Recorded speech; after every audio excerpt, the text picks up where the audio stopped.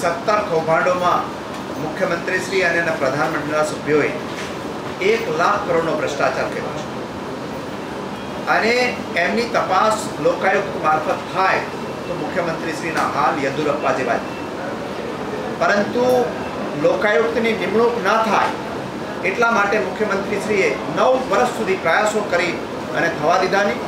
અને એમના પછી જ્યારે રાજ્યપાલે રાજ્યના મુખ્ય અદાલતના મુખ્ય ન્યાયાધીશની ભલામણ અનુસાર આર એ મહેતા સાહેબની લોકાયુક્ત તરીકે નિમણૂક કરી તો એમની સામે supreme court, Gujarat high court, supreme કોર્ટમાં ગયા અને તમામ કક્ષાએ મુખ્યમંત્રીશ્રીને હાર.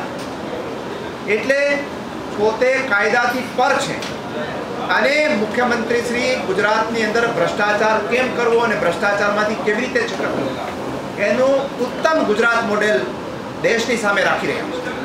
અને એમાં હવે ગુજરાતની અંદર મુખ્યમંત્રીશ્રી કે પ્રધાનમંત્રીના સભ્યો ભ્રષ્ટાચાર કરે તો રાજ્યપાલ દ્વારા નિમાયેલા લોકાયુક્ત નહીં, પરંતુ મુખ્યમંત્રીશ્રી દ્વારા જ નિમાયેલા લોકાયુક્ત તપાસ કરી શકે એ પ્રકારનો કાનૂન આગામી વિધાનસભામાં મુખ્યમંત્રીશ્રી લાવી રહ્યા છે.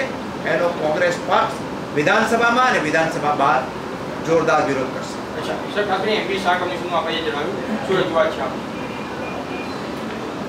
મુખ્યમંત્રીશ્રીએ 17 કૌભાંડોમાં 1 લાખ કરોડનો ભ્રષ્ટાચાર કર્યો છે.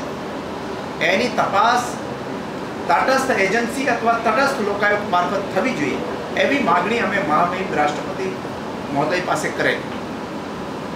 મુખ્યમંત્રી શ્રી પાસે કોઈ માગણી ન કરી હોવા છતાં વણમાગ્યું એમબી શાહ કમિશન નીમું અને અમે આ કમિશન મોદી બચાવ કમિશન છે એમ કહીને એમનો બહિષ્કાર કરેલો.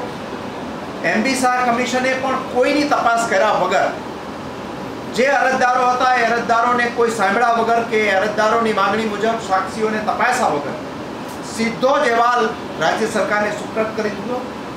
ચૂંટણીઓની અંદર વિધાનસભાની ચૂંટણીઓમાં મુખ્યમંત્રીશ્રીને મદદ મળે એટલા માટે વિધાનસભાની ચૂંટણીઓ પર પહેલાં એ અહેવાલ મુકાયો અને કહેવાતી ક્લીન ચીટ આપી, પરંતુ આ દિવસ સુધી વિધાનસભામાં આ અહેવાલ સુપ્રત થયો નથી.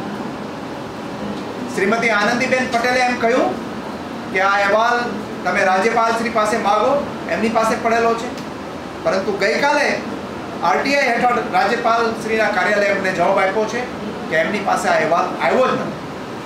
આ પ્રકારે ગૃહને અને દેશની જનતાને ગેરમાર્ગે દોરાય છે અને ભ્રષ્ટાચાર, બેફામ ભ્રષ્ટાચાર કરી અને ગાંધીનગરની તિજોરીમાં હું મારા સિવાય કોઈનો પંજો પડવા નહીં દઉં એ જે મનોવૃત્તિ મુખ્યમંત્રીશ્રીની છે એને એ સાબિત કરી રહ્યા છે.